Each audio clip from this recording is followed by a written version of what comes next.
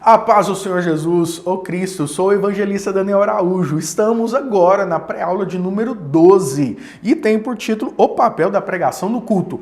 No final da pregação, você se sente capaz de rasgar a sua camisa e debaixo dela tem um S de super crente? Ou capaz de todas as coisas? Ou ainda você tem os 5 motivos para ter sucesso na vida profissional? Enfim, o que resta da conclusão da pregação de domingo, ou de terça, ou de quarta, enfim, qualquer dia que você for, precisa ser: eu preciso de Cristo, eu dependo dele e sem ele eu continuo sendo nada. Que isso? Que exagero, Daniel? Sim, continuamos sendo nada. Porque o que há de bom em nós é Cristo e o que edifica em nós também é Cristo.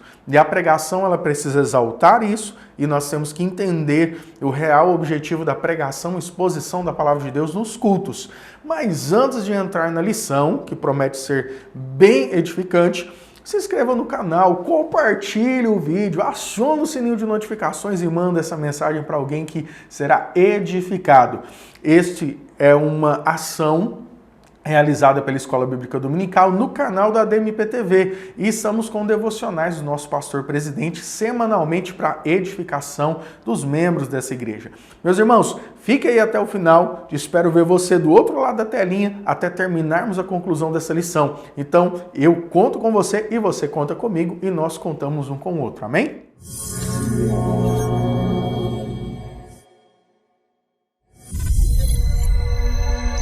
Muito bem. Tenha sua revista em mãos, o acesso também rápido à Bíblia. Nós vamos citar aqui alguns versículos bíblicos e pode ser virtual, pode ser impressa, como você achar mais conveniente, combinado? Mas o importante é que você acompanhe. E antes da aula de domingo, que você leia a lição também e seja preparado, que aí será muito mais rico o aprendizado junto aos seus professores e os seus colegas. O papel da pregação no culto é o título desta lição, lição de número 12, a penúltima lição desse trimestre. Já estamos finalizando, mas não se preocupe, ainda dá tempo de você ir na escola dominical mais próximo da sua casa. O texto áureo se encontra em 2ª carta a Timóteo, capítulo 4, versículo 2. E pregues a palavra, enches a tempo e fora de tempo, redarguas, repreendas, exortes, com toda a longanimidade e doutrina. Verdade prática, pregar a palavra de Deus é a sublime missão da igreja. É por intermédio do ministério da palavra que vidas são salvas, transformadas e edificadas. O texto em classe, a leitura bíblica em classe, é o trecho, a seleção de 2 Timóteo, capítulo 4, dos versículos do 1 ao 5. Eu quero frisar aqui 3 versículos dessa seleção aqui. É o 3, o 4 e o 5. Porque virá tempos em que não sofrerão a sã doutrina, mas, tendo comichões nos ouvidos, amontoarão para si doutores conforme as suas próprias concupiscências. E amontoarão doutores segundo sua própria concupiscência. É muito importante esse trecho. E amontoarão conforme as doutrinas que atendem às suas próprias concupiscências. E desviarão os ouvidos da verdade voltando a fábulas. Mas tu, sê sóbrio em tudo. Sofre as aflições, faze a obra de um evangelista, cumpre o teu ministério. Irmãos, o que é dar ouvido àquilo que te agrada, às suas próprias concupiscências? Cito a você também que encontre essa discussão também na carta de Tiago, no seu 1º capítulo, onde fala que nós somos atraídos e engodados de acordo com a nossa própria concupiscência. É importante, extremamente relevante, entender o que significa isso. Nós acreditamos, e a palavra de Deus nos revela, que o homem é inclinado ao mal. Ele se inclina às coisas ruins. Ele é atraído pelo pecado, pela cobiça da carne. Mas cada um de nós temos as nossas particularidades. Alguns são mais atraídos e enganados pelas paixões da carne. Outros pela cobiça, outros pela avareza, outros pela mentira, pela inveja. Então, cada um de nós é atraído, tem a sua o seu ponto fraco, espiritualmente falando. E a igreja, ela tem um papel de edificar e acolher a todos nós e juntos nós sermos mais fortes e enfrentar as nossas dificuldades. E os homens procuram. Quando eu pego um telefone de qualquer pessoa e vejo a rotina e a constância da alimentação de algo virtual, isso me mostra do que ele gosta. E, infelizmente, pessoas que não têm temor a Deus, temor ao Espírito Santo e têm o Evangelho no coração, elas se alimentam de prostituição, de engano, de mentira, de falcatruas, o bom e velho jeitinho brasileiro. E nós que procuramos ter o temor ao Espírito Santo, estamos sempre alertas. Meus irmãos, minhas irmãs, ser atraído por suas próprias vaidades é o que nós vemos em mídias sociais. Canais que bombam porque apresentam certas coisas. Ou outros grupos que seguem determinados artistas porque eles lhes atendem de acordo com as suas vaidades, os seus enganos. E precisamos tomar cuidado, porque o que nos tem que levar a atenção é a palavra de Deus. Quero trazer também a reflexão de Salmo de número 119, a partir do versículo 9. Acompanha comigo. Como pode o jovem manter puro? Obedecendo a palavra. De todo o meu coração te busquei. Não permita que eu me desvie do teu mandamento. Agora o versículo 11. Guardei tua palavra no meu coração para não pecar contra ti. O 12. Eu te louvo ao Senhor, ensina-me os teus decretos. O prazer do salmista está em conhecer e deleitar a sua atenção à palavra de Deus. O evangelho, ele é um evangelho de enfrentamento. E esse enfrentamento acontece no campo do seu coração, da sua mente. Quando Paulo escreve aos Efésios e fala sobre a armadura dos heróis da fé, ele vem falar que é o capacete da salvação. E a gente podia avaliar que o escudo ele me defende, ou pode ser a sandália, porque na hora que o bicho pega eu corro, seja no mato, seja no morro, seja no espinho, seja na pedra. Seria a sandália da salvação, mas não. Paulo fala sobre o capacete da salvação, e lá ele já está falando daquilo que é o nosso inconsciente, aquilo que é a nossa mais íntima, o nosso mais íntimo cenário que todos nós possuímos, que é a mente. O escritor Eclesiastes fala que os olhos são a janela da alma, ou seja, aquilo que você vê desce para o coração. No Tiago, lembrando novamente de Tiago capítulo 1, fala aquilo que nós vemos, quando desce ao nosso coração se torna um pecado. E Paulo está com certeza falando sobre a salvação que começa no campo da mente. Então a salvação não é uma ação irracional ou uma ação tola, insensata. Não, ela é extremamente racional. Ela exige a nossa racionalidade para que o nosso corpo, alma e espírito viva e experimente aquilo que é a boa e agradável vontade de Deus. Então, quando Paulo fala sobre o capacete, ele está orientando, proteja aquilo que você escuta, aquilo que você vê. Tomemos muito cuidado com aquilo que nós escutamos e aquilo que nós vemos. Nem sempre aquilo que eu gosto de ouvir realmente edifica o meu corpo espiritual. Mas eu preciso entender que a palavra de Deus, ela exorta, ela corrige e ela também conforta os nossos corações pela esperança que traz em nós o Evangelho.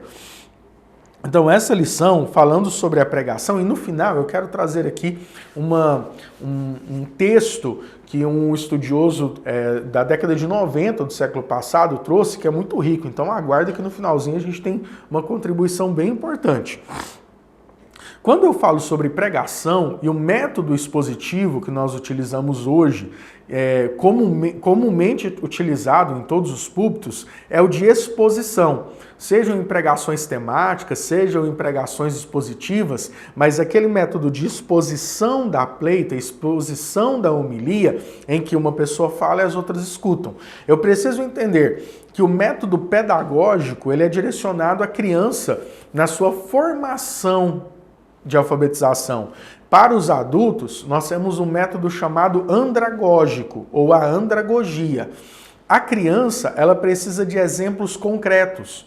Eu preciso, quando ao falar às crianças, ser bem concreto e objetivo, porque ela ainda não tem aquela perspectiva transcendente da reflexão. Ela tem aquela perspectiva material, não entendo como materialista, mas material. Ela entende, muitas vezes, e agora, chegando perto da Páscoa, se nós perguntarmos para as crianças o que significa a Páscoa, ela sabe materializar o coelho e o chocolate. E a igreja precisa mostrar para ela que a Páscoa é uma herança judaico-cristã, com encenações, com teatros, com cânticos, para que já na sua tenra idade, a criança comece a conhecer os conceitos, ela começa a reproduzir, para que quando ela entra ali por volta de 11, 12, 13 anos, ela transcenda e entenda o sentido por trás desse texto, que é o sentido do corpo de Cristo. É aquilo que a teologia chama de tipologia. No contexto dos adultos, o pregador, ele começa a entender que na andragogia eu trabalho também com exemplos, mas exemplos de vivência das pessoas, trazendo à memória situações para que entenda o sentido e o objetivo dos textos. É o que Jesus fazia quando trazia as parábolas para dentro das suas rodas de conversa, para que algo real, algo físico, ele traga ali para a mente das pessoas algo transcendente. E esse método dentro da exposição é um método de repetição. Constantemente vamos às igrejas e nós ouvimos as reflexões do texto bíblico. Essa reflexão, essa exposição do texto e a sua explicação, e aí eu trago uma reflexão que o pastor é o teólogo de púlpito, tem até um livro com esse título que eu recomendo a leitura. Porque ele traz aquilo que é o estudo da teologia bíblica, ou a sua ciência da teologia nos seus vários segmentos, e vai se alimentar dessa estrutura, vai trabalhar dentro do seu emocional, da sua mente e expor de forma acessível. E fazendo uma conta simples, quantas horas você passa por semana se alimentando de redes sociais, de conteúdo da sua escola e também de conteúdos diversos da televisão, e quanto tempo você passa em reflexões bíblicas? Esta balança, ela é desigual, mas graças a Deus nós temos momentos de reflexão bíblica e a possibilidade de escutar um orador trazendo uma homilia cristã, de uma reflexão da palavra de Deus. Me dói no coração pensar que diversos momentos da nossa vida, o único dia da semana que a palavra de Deus foi aberta foi na escola dominical ou no culto de domingo à noite. Então, a oportunidade que nós temos de levar as pessoas à reflexão da palavra de Deus é extremamente grande.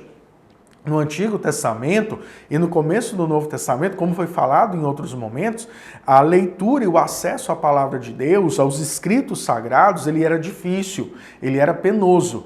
A Bíblia, como nós temos hoje, ele começa a chegar em nossas mãos com a tipologia, quando a tipografia, melhor dizendo, se desenvolve e começa a ser eficiente e ter materiais e insumos que possibilitam a construção de Bíblias, como temos hoje. E com o advento da Reforma Protestante, o acesso em sua própria língua do texto sagrado, ele foi realizado e estimulado. Dali nós começamos a ter as traduções bíblicas, para que isso chegue às mãos das pessoas. Então, o ministério da palavra, ele precisa de algumas estruturas. Ele precisa da estrutura da igreja ou a estrutura de tempo para leitura e reflexão do texto bíblico, para a exposição, e essa reflexão ela precisa ser valorizada. Além disso, as pessoas terem acesso à Bíblia Sagrada, porque a Bíblia é uma palavra que nós acreditamos que ela é viva, ela é eficaz, ela não volta vazia, e o Espírito Santo guia e transforma a Bíblia de um livro em palavra de Deus. Opa, Daniel, mas a Bíblia não é a palavra de Deus? Sim, mas eu começo a testemunhar a Bíblia como palavra de Deus quando o Espírito Santo de Deus nos traz a revelação. E eu preciso ler a palavra de Deus com o Espírito Santo junto, para que deixe de ser um texto histórico, cultural, uma narrativa, para que se transforme na revelação da vontade de Deus para a humanidade. Nós precisamos do Espírito Santo para isso acontecer, porque várias pessoas leem a Bíblia, mas alguns leem e não se sentem edificados, porque leem com um olhar humano. A leitura da Bíblia com um olhar divino, espiritual, traz a revelação de Deus a nós. Por isso, a importância de você sempre orar pedindo a Deus a revelação da sua palavra. O ministério da palavra. Nesse aspecto, para refletir a glória de Deus, a pregação precisa manter o propósito para o qual foi estabelecida. Revelar Deus e educar a igreja. Revelar Deus e educar a igreja. Primeira parte da lição, ministério da palavra e seu propósito. A pregação como proclamação.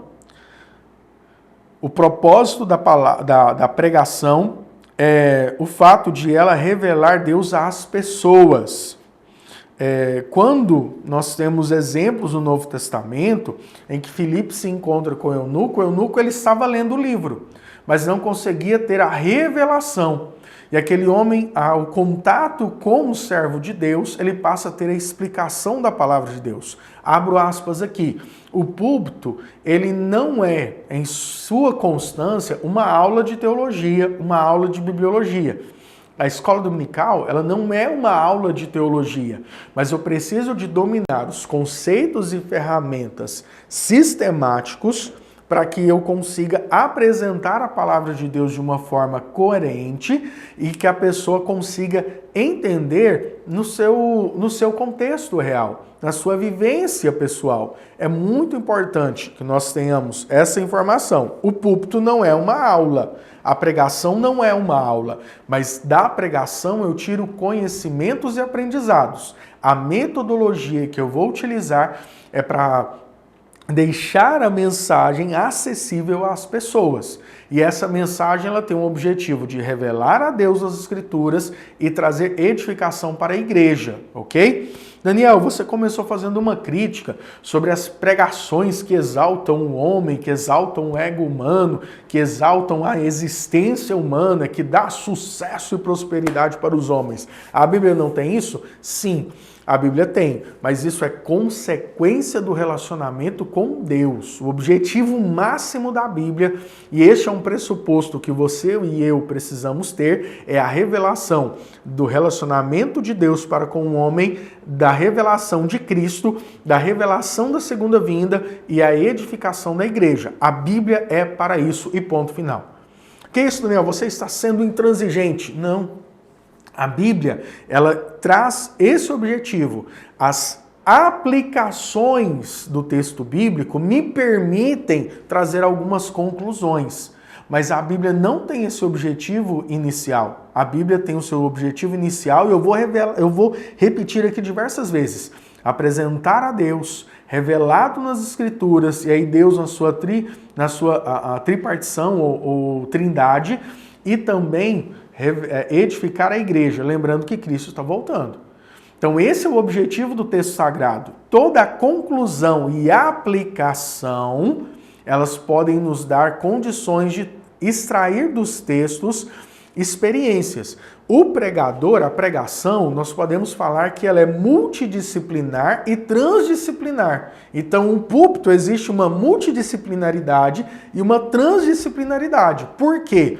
Eu preciso aprender, através do olhar bíblico, entender as interações humanas, entender o que está acontecendo. Quando nós dizemos, por exemplo, que as guerras, os rumores de guerras anunciam a segunda vinda de Cristo, alguns vão te responder, como foi dito por famosos na internet recentemente, que desde a minha avó, desde não sei quem, se escuta falar que Jesus veio e ele não veio. Até um famosinho aí da internet disse isso outro dia. O fato é, realmente ele não vai entender isso, gente. Ele não vai compreender, porque lhe falta a revelação espiritual de Deus. A revelação que somente o Espírito Santo traz para nós. Por isso que quando acontecer o arrebatamento da igreja, as pessoas tentarão justificar de várias outras formas. mas não aceitarão, entendemos nós, não aceitarão que foi o arrebatamento da igreja. Por quê? Porque não terão a revelação espiritual para conhecer e entender que a história, que a natureza faz parte da revelação de Deus. Em Romanos capítulo 1, 2 e 3, Paulo trabalha a revelação geral e a revelação especial. Então nós temos duas revelações que Deus deixou à humanidade. A natureza, ela também revela Deus, o Deus Criador. A Bíblia faz parte da revelação especial, porque ela no Antigo Testamento fala de Cristo e no Novo Testamento fala que ele está voltando. E a igreja precisa se preparar. Revelação geral e revelação especial. Caso emblemático de Lídia, olha só.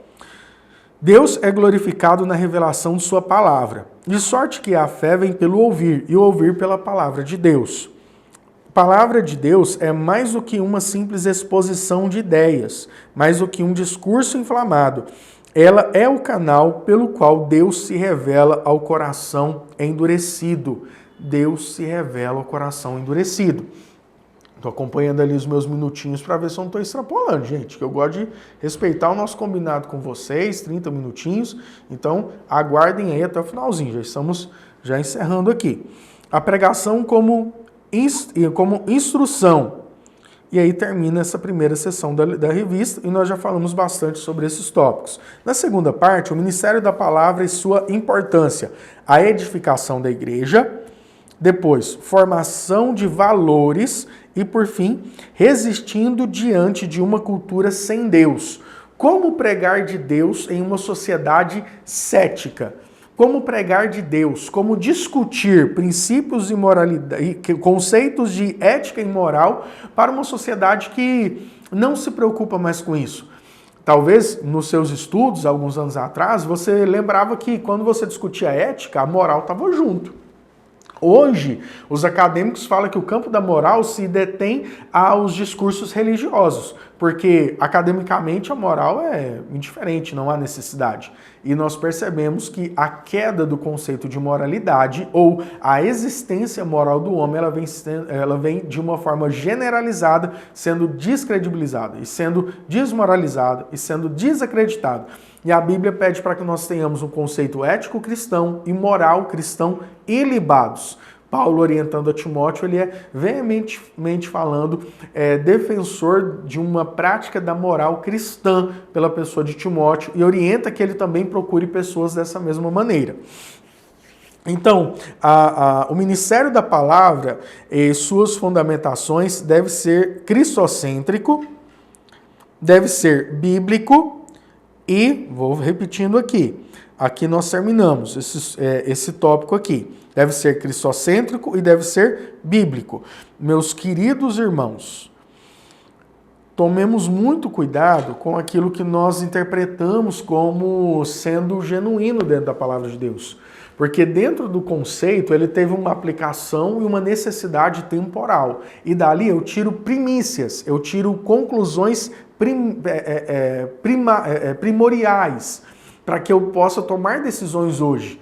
Mas o contexto histórico ele é diferente. Então a reflexão da palavra de Deus evolui o nosso conceito de cristandade e é necessário a escuta da palavra de Deus e a exposição genuína e honesta. Meus queridos irmãos, e a nossa geração, ela precisa entender que a palavra de Deus, ela não é tola, ela não é pequena, ela não é desnecessária, ela é fundamental e ela se faz urgente no nosso tempo. Para o final da lição, eu quero preparar um texto que é um conto, né, um relato em um livro da década de 90 do século passado, que chama A Inconstância da Alma Selvagem, escrito por Eduardo Vieira de Castro. E ele conta a história do índio Ailton Krenak. Por que eu vou trazer essa reflexão aqui? Esse índio, Krenak, ele estava na Praça da Sé e em determinado momento ele escuta um grilo fazendo um barulho. E esse som que o grilo, que me sumiu da memória o som do grilo, gente, aí quem é da primeira série, segunda, me lembra aí qual que é o som do grilo. Escreve aí nos comentários. Quando ele escuta o som do grilo em uma moita, na Praça da Sé, pessoas indo e vindo de uma forma muito visceral, eles não paravam para prestar atenção no som da natureza, mas aquele índio, por conta das suas raízes, por conta da sua origem, ele presta atenção e consegue destacar aquele som no meio do trânsito pesado, de passos de pessoas indo e vindo, barulhos, buzinas, vendedores. Ele consegue ser cativado pelo som daquele animal tão pequeno numa moita tão escondida. O escritor, conversando com esse índio passa a dar uma explicação para o escritor, que as pessoas elas escutam sim, mas escutam aquilo que ela quer, aquilo que ela tem interesse. Então aquele índio pega uma moeda, joga essa moeda ao chão e o tilintar da moeda no chão faz com que as pessoas que estavam correndo pela sua vivência, pelo seu dia a dia, parem e escute o som da moeda. Porque nós corremos em função do dinheiro. Então o som do dinheiro nos chama a atenção. E nesse paradoxo foi criado, onde um índio consegue escutar o som da natureza que chama a sua atenção, a sociedade da correria, a sociedade do trabalho, ela para ser seduzida pelo som do dinheiro. E agora eu quero aplicar essa reflexão ao papel da pregação. A pregação é nós levarmos as pessoas a sair da correria, da rotina, de vários sons e filosofias perturbadoras que passam as semanas e os meses para trazer o som da palavra de Deus. E ser atento ao som da palavra de Deus. E ser atento à leitura da palavra de Deus. Então, pregadores, ministros do Evangelho, nós fazemos isso. Nós levamos as pessoas a escutar algo que cotidianamente não tem seu valor, não tem seu prazer, mas para o seu corpo, para a sua alma, que anseia a sua origem do Deus Criador, trazer a atenção à voz de Deus. E a voz de Deus continua a falar, continua a gerar som e som de vida, mas as pessoas passam de cá para cá, de lá para cá, tentando ser aguçadas por comichões no ouvido e não percebem a voz de Deus, sendo revelada na sua manifestação, da sua criação e na sua manifestação especial, que é a palavra de Deus. Então, terminando essa reflexão, o papel da pregação no culto é fazermos prestar atenção ao som da palavra de Deus. Fazermos prestar atenção ao conhecimento de Deus a nós. Mesmo nessa correria, mesmo nesse movimento da sociedade em busca do dinheiro, dos seus prazeres, a palavra de Deus, como aquele grilinho, continua falando, continua declarando, continua proclamando o evangelho. E aí eu preciso, como pregador, chamar as pessoas à atenção. Ei, olha aqui, a palavra está sendo falada, está sendo ministrada. E no final do culto, eu preciso entender que eu sou dependente de Cristo, que eu sou dependente da palavra, que eu sou dependente da revelação de Deus e que o bom em mim é Cristo e o que me faz ser forte e eu posso declarar que posso todas as coisas naquele que me fortalece é a palavra de Deus, é a revelação do Espírito do Senhor. Meus irmãos, agradeço muito a sua presença até o finalzinho desse vídeo, mas continue participando desse canal tão importante. E daqui a pouquinho nós vamos postar, daqui a alguns dias, a última aula desse trimestre, tão edificante. Conto com a sua presença e a paz do Senhor Jesus, o Cristo.